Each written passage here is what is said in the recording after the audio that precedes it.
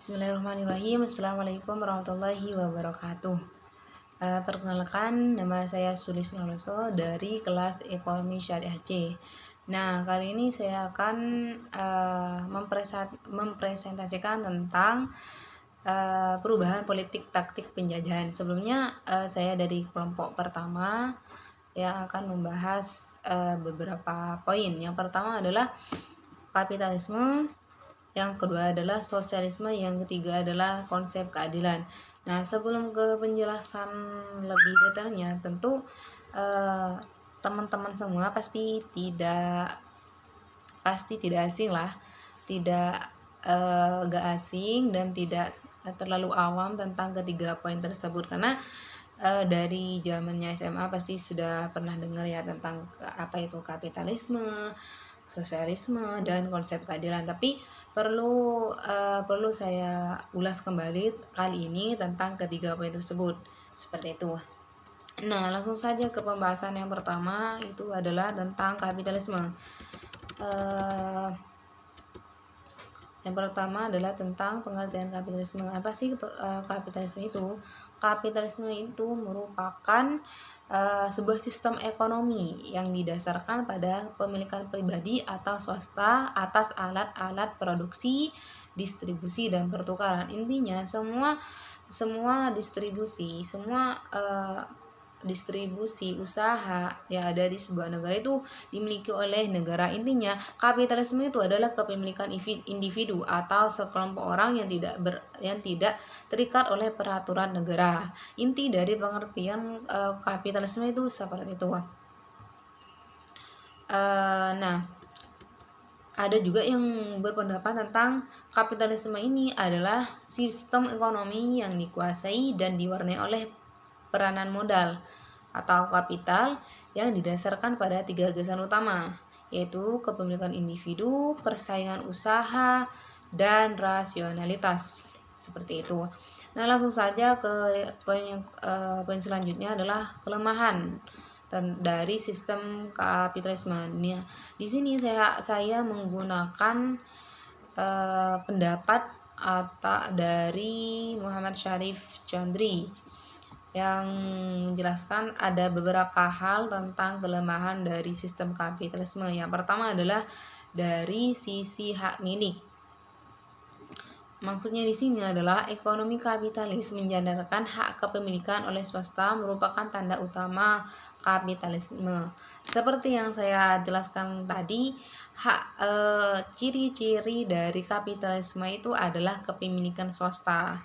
Artinya tidak terikat oleh peraturan negara, tidak terikat oleh kepemilikan negara, seperti itu. Yang mana pastinya itu kalau swasta pasti dimiliki oleh individu, dipegang oleh individu atau sekelompok orang dengan tujuan utama itu adalah laba, seperti itu. Nah, kelemahan yang kedua adalah sisi kebebasan ekonomi. Maksudnya di sini adalah ekonomi kapitalisme menempatkan kebebasan ekonomi yang tak terbatas dan tiadanya campur tangan negara. Nah, dari adanya ekonomi yang tidak terbatas ini ternyata menimbulkan beberapa pikiran, beberapa pendapat oleh beberapa kalangan, yang diantaranya ada yang salah mengartikan kalau di kapitalisme itu cara mendapatkannya itu dari judi, terus pelacuran dengan cara curang dan sebagainya. Intinya dari kebebasan di sini itu maksudnya dalam cara mendapatkan.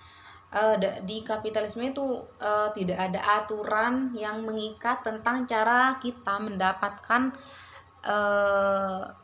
uang atau laba dari usaha kita, entah itu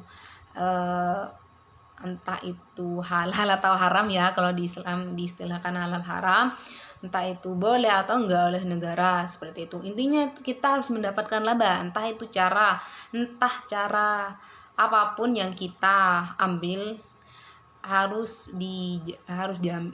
dijalani. Intinya bebas lah, seperti itu. Dan tentunya menurut kepentingan pribadi. Intinya kalau menurut pribadi itu benar dan boleh dilaksanakan atau dijalankan langsung gitu, tidak terikat oleh peraturan manapun seperti itu. Nah, kelemahan kelemahan ketiga yang dapat merusak dari sistem kapitalisme adalah sangat memuja monopoli. Intinya dari kapitalisme itu sangat memuja persaingan. Setiap ada usaha baru, ada industri baru, itu dianggap pesaing, yang entah bagaimanapun, entah cara apapun itu harus dikalahkan. Nah, itu sisi kelemahan dari kapitalisme yang ketiga. Seperti itu. Mereka itu sangat memuja persaingan gitu. Nah, yang keempat adalah sisi bunga. Sebagaimana lembaga perbankan dan bunga adalah darah kehidupan kapitalisme. Praktek perbankan adalah menggunakan basis bunga atau interest based, di mana salah satu pihak atau nasabah bertindak sebagai peminjam dan pihak yang lainnya bertindak sebagai pemberi pinjaman. Dan atas pinjaman tersebut, nasabah dikenakan bunga sebagai kompensasi dari pertangguhan waktu pembayaran hutang tersebut, dengan tidak mempedulikan apakah usaha nasabah mengalami keuntungan ataupun tidak. Intinya bunga, lembaga perbankan dan bunga itu merupakan darah bagi kehidupan kapitalisme gitu. Setiap transaksi yang ada dalam sistem ekonomi kapitalisme itu pasti tidak akan lepas dari yang namanya bunga seperti itu. Entah itu yang pihak nasabah itu untung atau rugi, kita sebagai pihak bank, istilahkan pihak bank lah gitu, pemilik, itu kita mendapat untung, entah itu nasabah rugi atau enggak gitu. Terus yang kelima adalah dari sisi eksploitasi, yang mana konsep hak tak terbatas dalam kebebasan ekonomi dan hak kepemilikan oleh individu maupun swasta yang tidak terkontrol telah secara praktis menimbulkan eksploitasi atau penindasan, sehingga seolah menjadi pemandangan umum melihat penindasan yang dilakukan si kuat terhadap si lemah. Intinya dari sisi eksploitasi, sederhananya dari arti dari kata eksploitasi adalah penindasan dari yang kuat ke lemah. Intinya yang kaya, bahasa yang sering kita dengar itu, yang kaya semakin kaya, yang miskin semakin miskin. Si kaya itu semakin seenaknya, semakin leluasa dalam mengatur atau menindas kalangan bawah seperti itu. Terus yang keenam adalah dari sisi distribusi kekayaan. Maksudnya paham kebebasan ekonomi dan pemilikan alat-alat produksi oleh individu atau swasta, maka otomatis disparitas ekonomi akan muncul. Perbedaan hak yang sangat mencolok antara majikan dan pekerja tak akan menyebabkan masyarakat terbelah menjadi dua kelompok yang bersaing dan mempunyai kepentingan saling menjatuhkan satu dengan lainnya. Maksudnya dari distribusi kekayaan di sistem kapitalisme, di kapitalisme ini antara yang kaya dan yang miskin itu sangat beda jauh, sangat membedakan yang kaum atas dan yang bawah. Jadi di kapitalisme itu tentu tidak ada persamaan hak, pasti akan dibedakan. Intinya ada hal yang sangat mencolok dari kapitalisme antara yang si kaya dan yang si miskin, entah itu dari perlakuannya, peraturannya dan sebagainya gitu.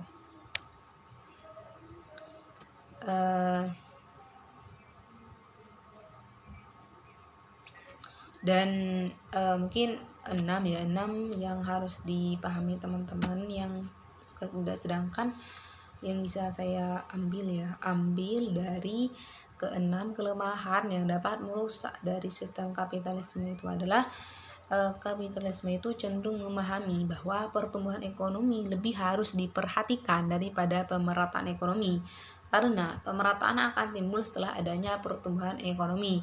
Intinya para kapitalisme itu lebih condong ke pertumbuhan ekonomi, ke distribusi atau usaha yang kita kelola itu yang penting meningkat, yang penting laba banyak, tidak peduli yang lain itu bisa semakin berkembang atau tidak, yang penting pertumbuhan ekonomi yang kita miliki itu semakin semakin meningkat, tapi tidak memandang mereka mereka yang lain entah itu bawahan atau lainnya itu sama dengan kita gitu. Intinya kita satu tujuan, satu satu tujuan, satu target di usaha kita gitu. Intinya di kapitalisme itu lebih mementingkan diri sendiri, tidak peduli sama sekali tentang masyarakat luar seperti itu. Nah, lanjut ke poin yang kedua adalah tentang sosialisme. Sosialisme itu juga bisa diartikan secara sederhana, bisa diartikan sebuah pertemanan atau persahabatan dua orang atau lebih. Bisa diartikan seperti itu kalau bahasa sederhananya. Kalau sosialisme sendiri adalah sebuah gerakan kelas buruh, sebuah gerakan kelas buruh yang sudah ada sebelum Marx dan Engels. Hanya saja sosialisme pada era sebelum Marx belum mampu merangkum kontradiksi pokok dalam masyarakat kapitalis dan masih bersifat utopis. Ini yang kemudian menjadi sasaran kritik Marx yang kemudian ditulisnya dalam bentuk 11 tesis Feuerbach gitu.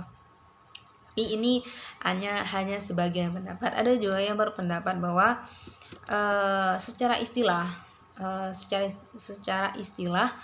sosialisme merupakan sistem atau teori ekonomi di mana alat produksi, distribusi, dan peruntukan dimiliki oleh masyarakat secara kolektif melalui negara. Intinya sosialisme itu adalah kebalikan dari kapitalisme. Kalau kapitalisme itu adalah kepemilikan swasta atau individu yang tidak terikat dengan peraturan negara sama sekali. Kalau di sosialisme adalah semua alat produksi, distribusi, dan pertukaran itu dalam hal ekonomi tentunya itu dimiliki masyarakat yang secara kolektif melalui negara. Ya, dengan kata lain itu terikat dengan peraturan negara seperti itu.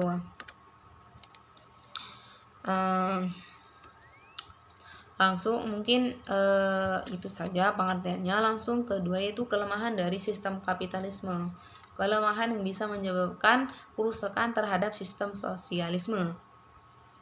Yang pertama adalah sisi kepemilikan. Sistem ekonomi sosialisme meletakkan pemilikan negara atas semua kekayaan dan alat produksi, menyebabkan manajemen seluruh alat produksi itu ada di tangan birokrasi. Maksudnya semua alat usaha, semua alat produksi yang ada itu di atas namakan negara. Semuanya itu di atas namakan negara. Di atas namakan negara, mulai dari mesin, terus intinya semua alat-alat yang digunakan dalam berproduksi itu atas nama negara gitu. Dari alat sampai manajemen dalam produksinya itu dikuasai oleh negara gitu. Seperti itu. Terus yang kedua adalah dari sisi materialisme.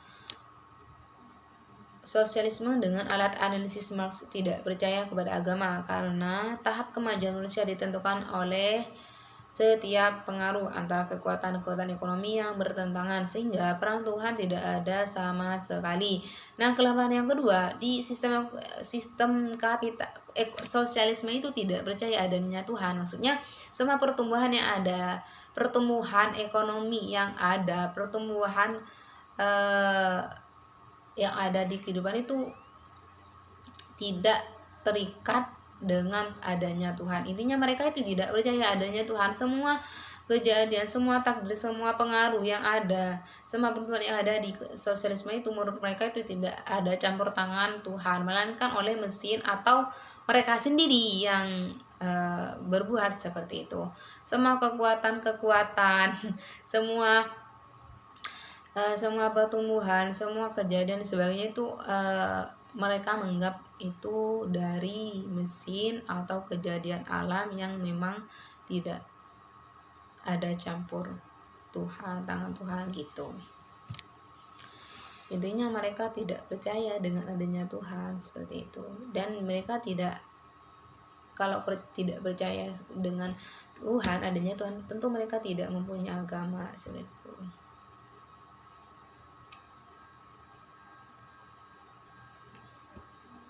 Terus yang ketiga adalah sisi regimentasi dan totalitarianisme. Komunisme, bentuk baru dari sosialisme, mencita-citakan sebuah negara totalitarianisme. Dalam negara seperti ini, kelas berjudi ditandakan dan kediktatoran yang kuat oleh kaum proletar dibangun, hak fundamental dan kebebasan sipil dimusnahkan, dan manusia disetel sehingga hanya berstatus sebagai binatang ekonomi semata yang bertugas sebagai mesin produksi untuk memenuhi kebutuhan seluruh masyarakat. Maksudnya di sini mereka meyakini bahwa adanya makhluk itu, adanya masyarakat itu hanya sebagai mesin, hanya sebagai mesin yang bisa memproduksi kebutuhan masyarakat seperti itu. Intinya mereka meyakini bahwa mereka yang berada di usaha tersebut merupakan mesin yang bisa menghasilkan kebutuhan untuk mereka yang ada selain ada di dalam ruang lingkup produksi seperti itu. Terus yang keempat adalah dari sisi kesamaan ekonomi. Dalam bentuk teori, sosialisme mengklaim bertujuan untuk kesamaan ekonomi walaupun tidak pernah terrealisasi. Bahkan atas nama kesamaan ekonomi meniscayakan adanya pemerintah diktator atau jika perlu totaliter. Nah, dari kelemahan, ada 4 kelemahan yang sudah saya sebutkan tadi tentang sosialisme. Nah, dari keempat kelemahan yang ada dari sosialisme itu menjadi bukti bahwa sosialisme itu tidak mampu membawa masyarakat terhadap kemajuan ekonomi, karena sosialisme meniscayakan pemusatan kekuasaan di tangan diktator proletariat. Dengan kata lain, di tangan buruh, di tangan kaum buruh, di tangan kaum miskin, di tangan kaum bawah, tidak berlandaskan oleh demokrasi seperti itu. Jadi maksudnya dengan kata lain, dari keempat kelemahan tersebut membuktikan bahwa sosialisme itu tidak akan bertahan, tidak akan membawa perubahan terhadap ekonomi masyarakat, karena mereka yang mengkonsep, yang berada di balik sistem sosialisme itu adalah para kaum buruh, para kaum bawah yang tidak ada konsep demokrasi di dalamnya, tidak ada perundingan jelas di dalamnya tentang siapa saja yang ada di sosialisme gitu. Intinya yang memiliki peran penting terhadap politik terus sistem ekonomi yang ada di sosialisme adalah kaum buruh atau yang bisa dikatakan diktator proletariat seperti itu. Lanjut ke poin yang terakhir, yang ketiga sekaligus terakhir adalah keadilan sosial. Nah, keadilan sosial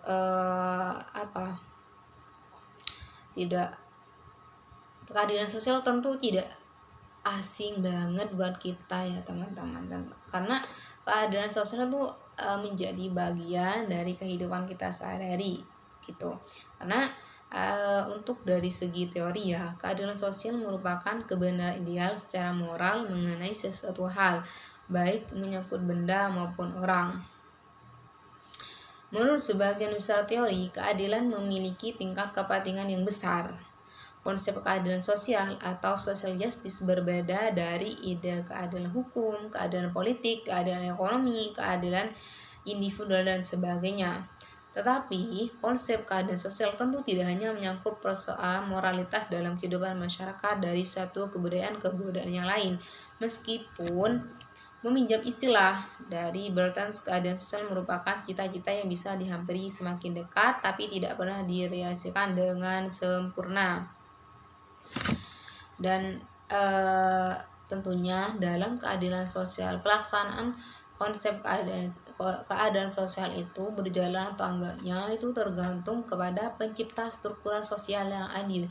Jika tidak ada keadaan sosial, penyebabnya adalah struktur yang tidak adil. Jadi keadaan sosial itu bisa berjalan atau enggaknya, bisa difungsikan atau enggaknya, bisa benar-benar terrealisasikan atau tidak, itu tergantung oleh pimpinan yang menentukan struktural yang ada gitu.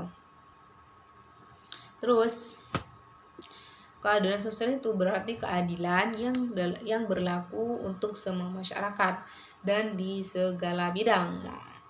Dan keadilan berarti tidak hanya berlaku bagi orang yang kaya. Keadilan sosial itu berlaku bagi semua kalangan, baik dari si miskin, si kaya, yang kaum bawah, kaum atas, baik dari segi material atau spiritual gitu. Semuanya mulai dari yang WNA ya, kalau ruang lingkup Indonesia ya. Kalau keadaan sosial itu merata, mulai dari warga negara Indonesia yang berada di Indonesia sendiri atau warga negara Indonesia yang berada di luar negeri seperti itu. Mereka semua pasti mempunyai hak tentang keadilan sosial seperti itu. Nah, ada beberapa hal, ada beberapa syarat yang terpenuhi yang menjadi terlaksananya keadilan sosial. Dan antaranya adalah semua warga wajib bersikap adil, karena keadilan sosial dapat tercapai apabila individu bertindak dan mengembangkan sikap adil terhadap sesama. Yang kedua adalah semua manusia berhak untuk hidup sesuai dengan nilai-nilai manusiawi.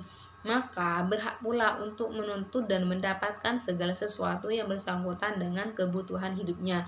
Jadi, konsep keadilan sosial akan rusak apabila nilai-nilai yang terkandung dalam keadilan sosial atau sila kelima tidak dijalankan sebagaimana mestinya. Intinya, dari keadilan sosial itu tetap berjalan apabila nilai-nilai yang ada dalam keadilan sosial atau sila yang kelima itu bisa dijalankan. Sila kelima adalah keadilan sosial bagi seluruh rakyat Indonesia. Nah, adil dalam segala hal, adil yang merata. Jadi keadilan sosial itu bisa rusak, bisa merosot apabila nilai-nilai yang ada di dalamnya itu tidak dijalankan, tidak dipatuhi seperti itu. Nah, mungkin itu saja pembahasan dari saya pada kali ini tentang kapitalisme, sosialisme, dan keadilan sosial. Nah, jika ada beberapa hal yang menurut teman-teman atau dosen sendiri itu tidak sependapat, atau kurang ya, itu saya mohon maaf sebesar-besarnya, karena memang di sini ada beberapa pendapat ya teman-teman tentang dari poin-poin yang saya bahas kali ini. Mungkin sekian dari saya, kurang lebihnya mohon maaf. Wassalamualaikum warahmatullahi wabarakatuh.